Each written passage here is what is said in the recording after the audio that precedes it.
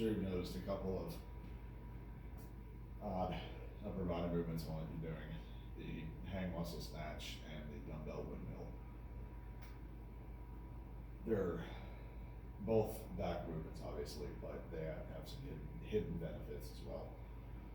The hang muscle snatch should help you find your hips and find how to use them in order to make your overhead movements easier. These will help with axle cleans, these will help with push presses. You should help with pretty much everything as I'm forcing you to go into triple extension, which is something that you have trouble doing historically. So, the way I do these, it's called a hang muscle snatch, right? But what I'm actually having you do is a pre-1950s snatch. In the 1950s and prior, the rules for Olympic lifting were completely different. The biggest of which was the bar was not allowed to touch your body. In a snatch, it wasn't allowed to touch your body at all.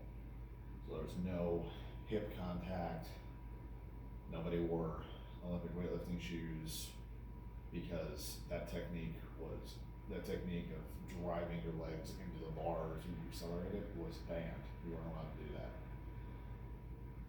I think the clean and the snatch are easier to teach this way because it forces you to stay in your lats and in your arms a bit more, and the bar is a lot easier to control.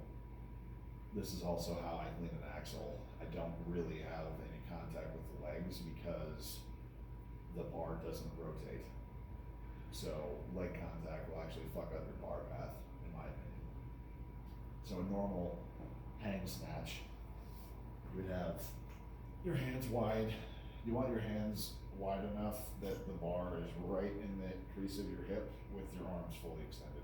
This is a deadlift bar, so my arms don't look like they're very far out, but they are. So a normal hang snatch, you would hang down, and then on your way up, you would thrust your hips into the bar as you go into triple extension, and that hitting the bar with your hips, I'm exaggerating a little, is what drives it up. With a muscle snatch, however, or an old style snatch, you stay over the bar a lot more, and as your hips come forward, you thrust your lats up, and that is what makes the bar go up. If that makes any sense. So, to try to do it really slowly, a full snatch would look like this. The bar is hanging down, and as you stand up, you pull with your back, and then thrust your hips through. At speed, the full snatch would look like this.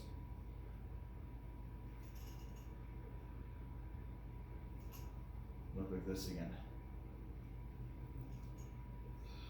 Now, the hang, you're starting from here, you're dipping your hips back, then as your hips come forward, you're gonna pull with your back. So your lats are locked in when you're here. And you dip down a little, and then right here. But you're pulling. This is also a movement where you will actually need a bit of weight on the bar in order to do these properly. So this is how this is building that first bit of your axle clean, going from the hang, dipping down, and shredding it up here. This is gonna help with that tremendously because you're gonna get used to leaning down and then using your back in a very fast motion to shove the bar over your head. So it'll make doing that first half of your axle clean from your hips to your stomach infinitely easier. So just walk up to the bar again and do a couple of reps for you one last time. Grab the bar.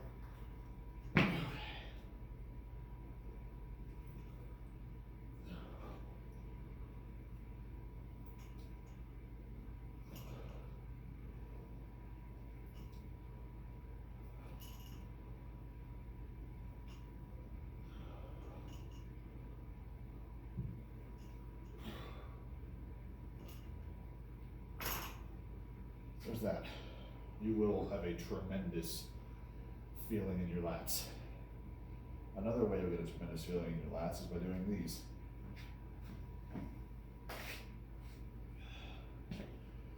I know you've seen all of my bent pressing in 2 hands anyhow and 1 arm push and all that nonsense I do overhead. I can get you into doing some of that stuff if you want, but you get most of the benefits of those movements with the windmill, and it's where I start with all of that stuff anyway. So, I mean, the concept's pretty simple. You want your feet pretty much right under your shoulders. This is excessive and defeats the point, in my opinion. When I bent press, I'll actually have my feet here or even slightly narrower. But we'll take the implement, whichever one, take something and get it overhead. Barbell, axle, dumbbell, doesn't matter.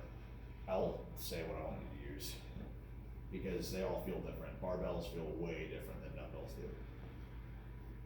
So you get the thing overhead. Now, from this point, from the top of your head to your ass will remain a straight line for the remainder of this movement. So what you'll end up doing is with your eyes looking at the implement over your head. Up, down. So when I do this, my hips will drop back that way and my torso will go forward towards the opposite hand. So my left hand's overhead right now, so my hips are going to go back to the left and my torso is going to go forward and to the right. It will go down until you're pretty much flat with the ground. Something else people will do, and you can do this too as a depth check. Reach your hand, your opposite hand, toward the ground. Your reps will end when your fingertips touch the ground and then back up. So you have a nice little twist as well. You can do it with the other arm. Do not be afraid to go heavy on these once you figure it out.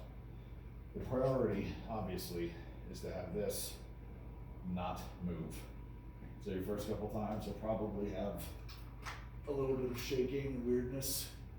Keep those weights small until you figure this out. But once you have this pattern now, my record is 100 pounds for sets of 6 with each arm. So having a 100-pound dumbbell overhead and just sitting here nice, slow and controlled, getting a nice twist in the trunk. This is great. It's amazing for your upper back and shoulder. It puts your shoulder through its entire range of motion, because when you're standing up, your arm is obviously here. When you're at the bottom, your arm is all the way down here. It moves your shoulder through that whole range of motion, loaded. There's a massive isometric contraction in your upper back and lats, because your lats are actually a spinal stabilizer when used properly. It's wonderful for your obliques. This is how I like doing ab work. I hate doing crunches, I hate doing bullshit, but if I have to actually move and stabilize something over my head, that's what I get the most use out of. Hope these movements are fun.